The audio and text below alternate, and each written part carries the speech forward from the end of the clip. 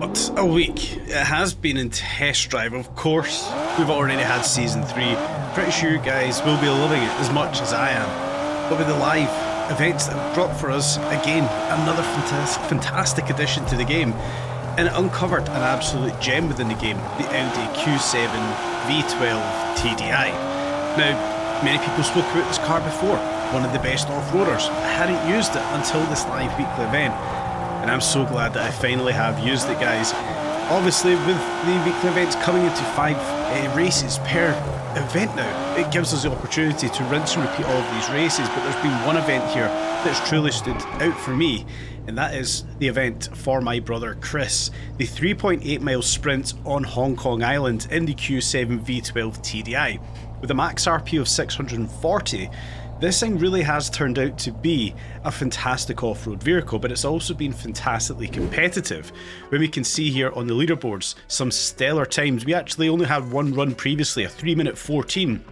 But right at the top of the leaderboard, usual culprits, Paku, Ballin World, Shurek, Asayunon, with some sensational times up there, all the way up at 3:21. Daniel, 3:30. You're going to be my target for today. I want to get into the top 5 of this leaderboard. If I could get up there close to Asayunon with a 3:25, I would be delighted. But 3:30 is going to be the attempt, it's going to be the target for this one in the Q7, which I finally managed to build a livery for. Of course, I have managed to go back and build a tune, put the parts on that I think are best for this one. I think it was actually just all upgrades I have fitted with the short gearbox, with it being an off race. But I can now come back into the Q7, have more confidence in an absolutely fantastic track that they've given to us. And this track itself, it gave me a lot of interest in what I want to be doing with this one. Now, that may sound a bit vague. The track that we've got right here, I think, is one of the better, if not one of the best, off-road tracks on Hong Kong Island. It's got everything. It's got big long straights, it's got tight twisty turns, lots of bumps and undulations, uphills, downhills, beach sections. Pretty much everything we want is here on this track, so for me it's fantastic.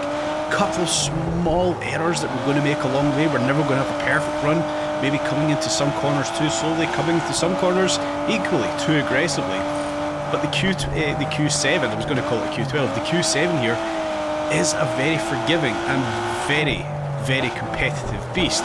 When we come into some of these tighter, tricky sections, a little touch on the e-brake, drop it down a gear, get some traction, short shift it, get more traction, use that V12 to our advantage, use all of the power that this thing has, over 800 horsepower. This thing's going to pull you out the dirt out of any tricky spot. So for me personally, I've had so much fun using the Q7. As I mentioned, putting a little bit of a tune together. I'll share that a little later in the video if you guys want to go and try out the tune I've got for this one. It's not a huge tune. I didn't actually feel this car needed all too much done to it. It was absolutely fantastic for the off-road racing. Obviously, it's not going to be perfect, but it's good. It is very good. I'm pretty sure you guys have been enjoying it as much as I have. I hope you have. Let me know what you guys have thought of this week's variety of live weekly events. But this one in itself, I think, is one of the better, if not one of the best races that we can have here. I love the off-road racing game, you guys know that already. Coming into a car that I haven't used, it is why I love these live weekly events, putting me into cars that I never actually considered realistically using. The Q7, we can see it's fast, it's very fast, it's very powerful, it's very torquey. It handles, I would say, reasonably well for a very big and very heavy off-road vehicle. Enough power to drag us out of some of these tight, twisty corners like we've got here. Brakes are good enough. Don't know what happened there. The brakes are good enough to stop us if we overshoot into some of these corners. We can power slide this thing around like it's an RS3 sport hatch. It really does feel as nimble as it could be, considering it's a big, heavy SUV. Now we come up here into the little forest section. This one's really tight and it is really tricky. And there's some very uncertain corners that we've got here through some of the left and right handers. The Q7 actually handles it fantastically well. Big power slide round the left hander, try and whip the back end round with a little bit of e-brake into the right hander, back into the left hander. We've got to be cautious coming across the bridge into the little tunnel section here. We could probably come in a little bit faster. This thing does tighten, then opens right up here as we come round into the beach section, which is a very tricky left-hander just there. Coming too heavy, we will drop off the right-hand side, but we jump over a little jump here. We want to land nice and straight, not carrying too much speed with that banking at the end of the track there. but coming around the big sweeping right-hander, we can get that power back onto the beach section, and we can push ourselves forward to that start-finish line. But as I mentioned, this thing is just so unbelievably well balanced. It didn't actually take all too much tuning to be able to get a good time out of this one. But with that race being completed, I have now completed the April Fool's event, where of course we did earn that fantastic avatar cosmetic. Now I usually bash these, I actually quite like that Ryan Wilder outfit. For some of the outfits we've got so far, that's probably one of the ones I would higher rate.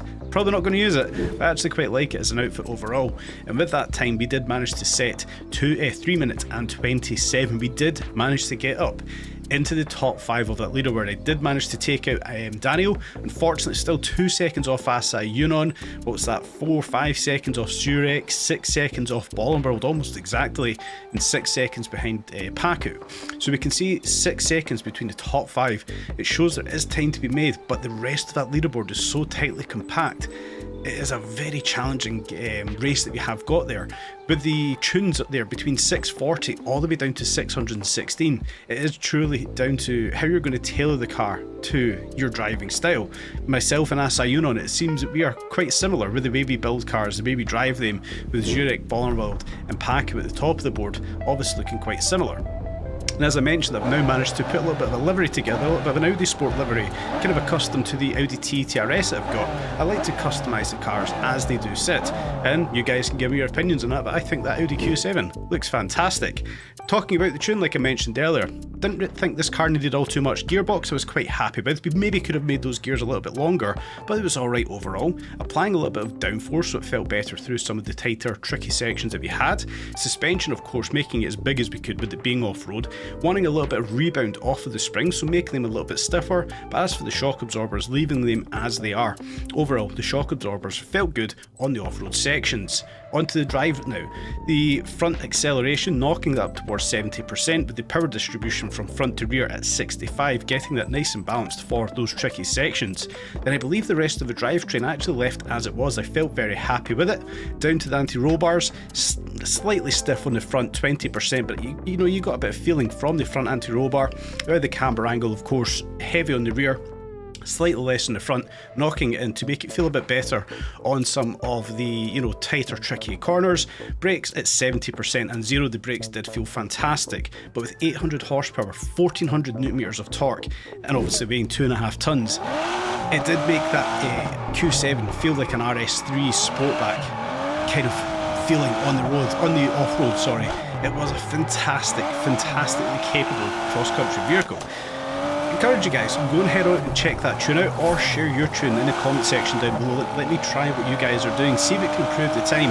It may just be down to tuning that gearbox, making the gears perhaps a little bit longer to get a bit more speed, but overall I thought it was a fantastic race. I wanted to highlight it. I did want to come back this week and go through every race again and try and set some competitive times. I genuinely got lost on this track specifically. I had such a blast racing on it, constantly going back, chasing 2/10, 3/10 of a second on every lap. I thought it was the perfect formula for the Q7. You guys let me know what you thought of that race for my brother Chris in the comment section down below. Before we go any further though, I want to say a massive thank you to you guys. Today, well yesterday it would have been, I did achieve a massive milestone on the channel, and I did manage to reach 500 subscribers. Might sound very small, but for me it's a huge milestone. I do thank all of you guys that tune in every day, check out the videos, that like them, and more importantly all you guys so far that have subscribed. If you haven't already, please do consider subscribing. Please help me grow the channel so I can continue making the test drive content for you on a daily basis. Anyway, we'll leave it at that guys, enough of a plug, just a thank you to you all for tuning in as always.